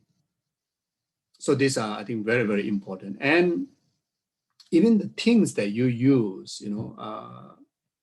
how to say, like this, like card, the 16 guideline cards from the universal education.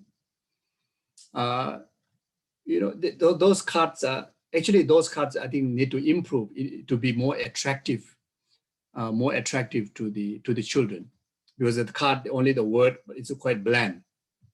But still, because of cards, so children don't mind to pick up, So it's good to have like on the table, and in the, so it's like kind of like with a playfully, say, okay, you pick, what comes, okay, then, this means that, okay, we try to behave that way, be patient, be understandable, be respectful, etc. It's so beneficial, you see.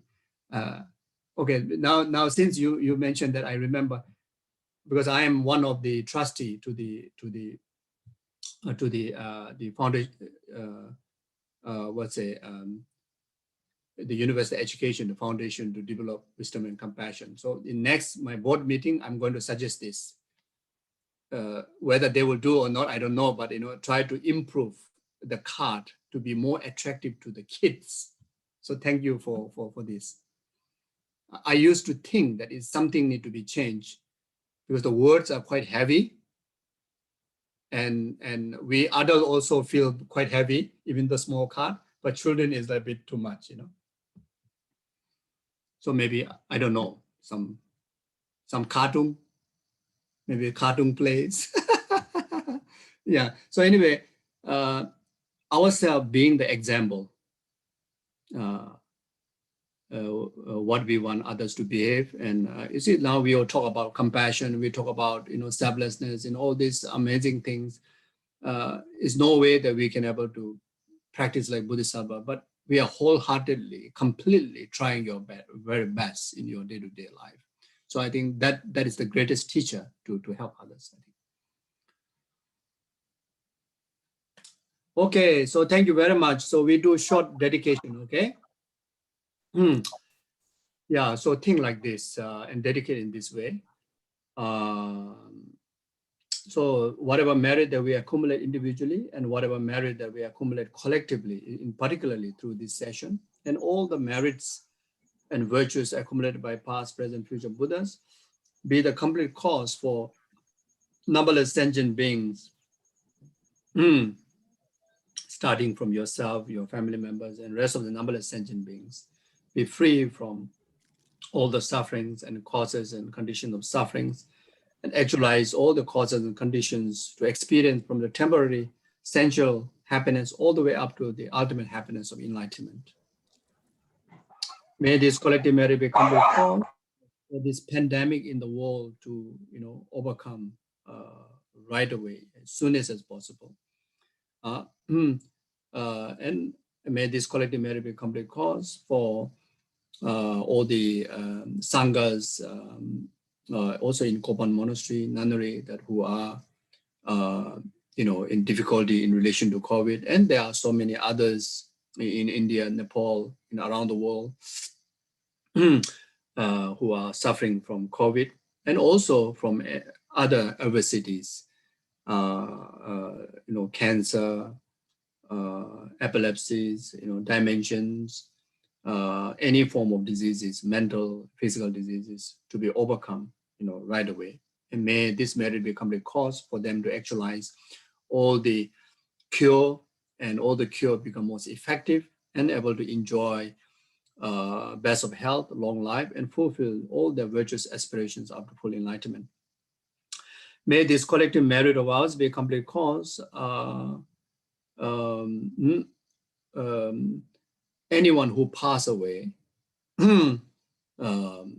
humans, animals, bacteria, anyone who pass away, even those formless beings, go through the process of death, process of the intermediate state and rebirth, and which can be very painful if there's no virtuous support, the pain of hallucination. So may this collective merit be complete cause for anyone who passed away, and in particular who passed away in the last 49 days, be free from the suffering of hallucination in the dead time and intermediate state, rebirth, and actualize higher rebirth. Right there, they meet perfect Mahayana Guru, and within that very lifetime, actualize state of full enlightenment. May this collective merit be complete cause. Anyone who requested prayers from me, prayers from our gurus, and who requested prayers from you, and anyone that you know, you heard of, you saw, whether it's human or animals, that who are suffering, who needs our prayer supports. May this merit be the prayer support for them. Then they overcome all the difficulties.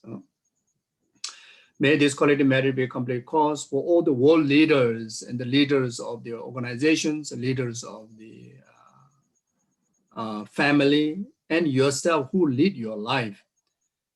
Be free from all the negative emotions like anger, ego, depressions, low self-esteem, etc.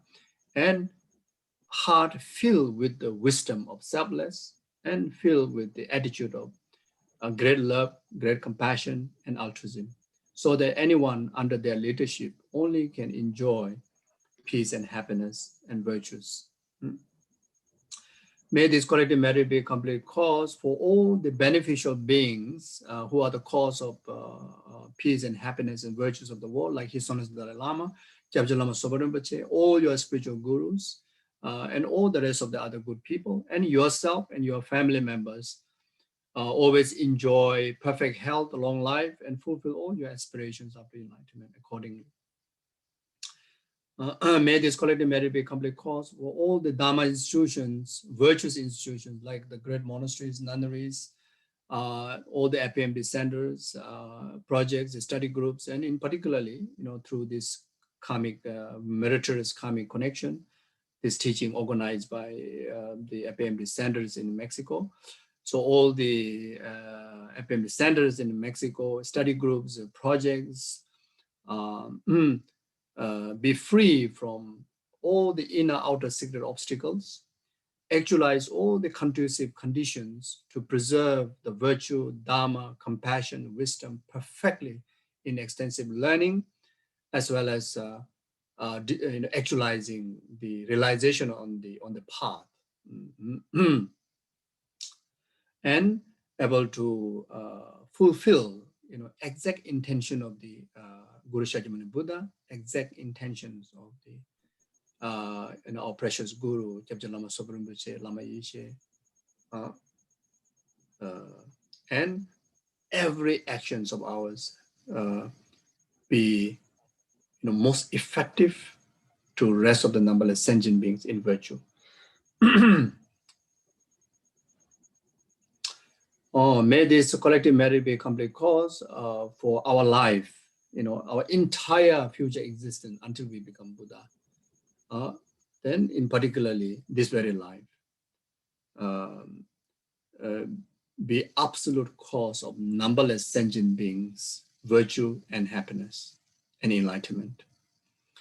So therefore, we dedicate just exactly like how Bodhisattva Shantideva dedicated his life, for the well-being of numberless sentient beings, like by carrying this attitude. As long as sentient beings remain, may I too remain to dispel their miseries and abide them in the state of virtue, peace and happiness and enlightenment. Then we dedicate in emptiness, we dedicate ourselves, the merit we accumulate, then the purpose that we dedicate, all lies in the nature of lack of inherent existence, all lies in the nature of interdependent existence. So therefore, whatever we express in our dedication, definitely, it brings the impact.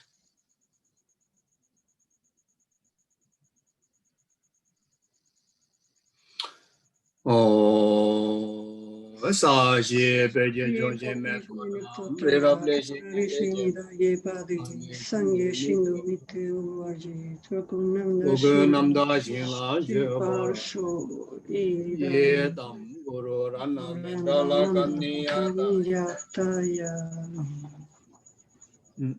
So I will just quickly recite a few dedication prayers in word. So at that time you try to meditate what we have just did, or you can do all the specific dedications that you need to make for your families and friends. Yawade nyodo Dalai Lama sanje dribune do waje jama le bade salam go brasho chanju semjo rimpoche ma je banam je juje je wa nyamba me ba yang gone gondo pe wa sho tongye dawa rimpoche ma je banam je juje je wa nyamba me ba yang gone gondo pe wa renye dawa rimpoche ma je banam je juje je wa nyamba me ba yang gone gondo pe wa sho jambe ba we je da jamba da gondo sambo de ya de shin je de da gonje je so da lo je jawa de da tam je rab do ngo de so je be jawa tham je de ngo wa kan la chu do ngo ba Daji Jeve Zawa de Gwenja Sambo Chujerab do Ngo Wara Dona Bande Lame Guze de Gezo Denze Tambesa de Tembe Chinda Rawa Los Angeles Tendan Javara Show. Karira Kove Chingam de Penandewa Mali Juene Jeresi Tenzin Jazo Shabe City Bado Denjuji, Tobzo Chaji Jango Jave de Zinjom Bebe Kuzo Tobo, Chuzon Kove Lementudo. Dazo de Jebando Javde Jo, Semjene Bajini Banyudo Nele Taju Maleba Tado Jo, Mebarshu Pama Semje Tamje Dendan Deju Jing, Rotamje Tado Tonga, Chanju Sembakana Sujo. The Dagunje Molam Drup Euro, Bedanzoa Migabe, Shenu Pasam, Semjera Wakunze, Samba Chishin Dube. Taji Jo, Nimondele, Sendele, Nimengoyan Delejin, Zeta do Delebe, Kunjo Sumje, Tashi Jo, Menjo Seja, Javechin of the Tende Lua Mebetema. Okay,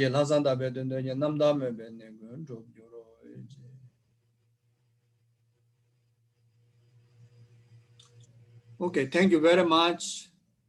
And please take good care. And thanks for all the organizers for all the hard work behind the picture. So thank you so much for everything. Hi, Gueshe La. Hello. Hello. In the name of all of us, we want to thank you for your invaluable teachings. I'm sure that Lama Zopa Rimpoché knew that we will benefit greatly from them by the fresh, joyful, and profound way in which you transmit Dharma. We hope that the relationship that we have initiated with you will last for much longer, and that we can continue to take inspiration from your presence and the way you teach Dharma. You have in Mexico your home, and we hope that in the near future you can come and visit us. Thank you again, Gueshe, and please live a long life and keep turning the wheel of Dharma for a very long time. Thank you very much. Thank you very much. Same to you. Thank you. Appreciate. Thank you very much. Thank you. Thank you. Thank you, Gueshe La. Gracias, Gueshe La. Gracias. Thank you Muchas very much. gracias. Thank you. Gracias. Bye. Very much. Thank you. Muchas gracias. Muchas gracias.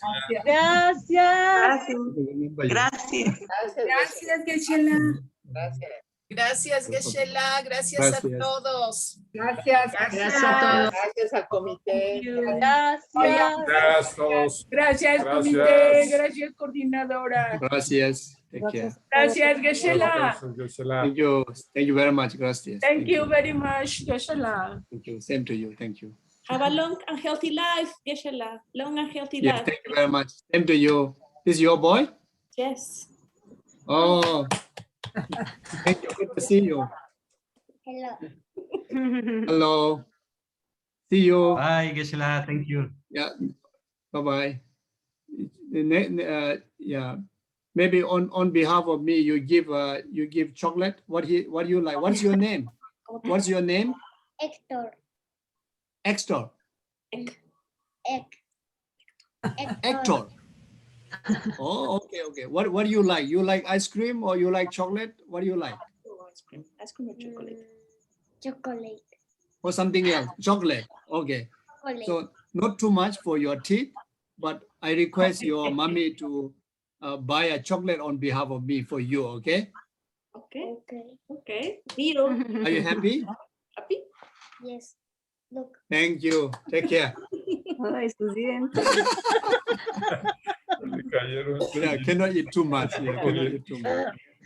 Next time when you have all the teeth, then I myself will get you a chocolate in your hand. Okay? Okay. Deal? Okay. Okay. Bye-bye. Take care. Bye-bye, teacher. Goodbye, Gueshe Lama. Thank you. Thank you very much. Thank you, Gueshe Lama. Thank you. Thank you very much, Gueshe Lama. Muchas gracias a todos.